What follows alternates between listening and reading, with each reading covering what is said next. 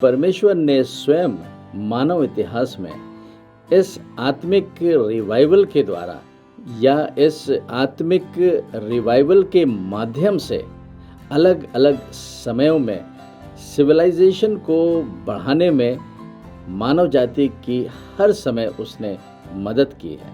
क्योंकि आखिरकार मनुष्य को या मानव को पैदा करने वाला तो परमेश्वर ही है, और यही परमेश्वर जो है वो सारी मानव जाति का पिता है। इसलिए परमेश्वर का एक पिता के रूप में ये हर समय उद्देश्य रहता है कि मानव जाति किसी प्रकार से इस फॉलन वर्ल्ड में उन्नति करने पाए।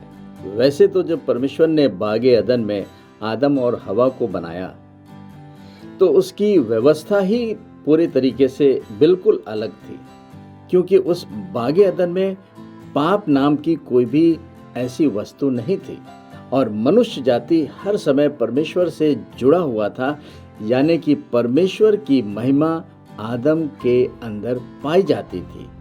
और जब हम उत्पत्ति की पुस्तक पढ़ते हैं तब हमें ये एहसास होता है, पता चलता है कि किस प्रकार से मानव जाति परमेश्वर की उपस्थिति से अलग हो गई।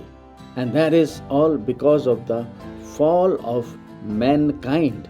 और इस प्रकार से जब मानव परमेश्वर से अलग हो गया तो परमेश्वर ने उसे संसार में यूं ही भटकने के लिए नहीं छोड़ दिया। तो परमेश्वर ने मनुष्य जाति को अलग अलग समय में उस पाप की गिरी हुई दशा से छुड़ाने के लिए और उनके जीवन में उन्नति लाने के लिए इतिहास में हर समय काम किया।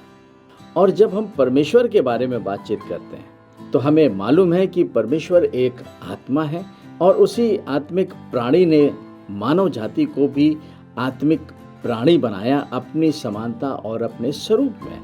इसलिए जो भी काम परमेश्वर मनुष्य के जीवन में करना चाहता है या वो करता है या करता आया है, उसने अपने शब्द को भेजा, अपने वचन को भेजा, क्योंकि परमेश्वर का वचन जीवन और आत्मा है।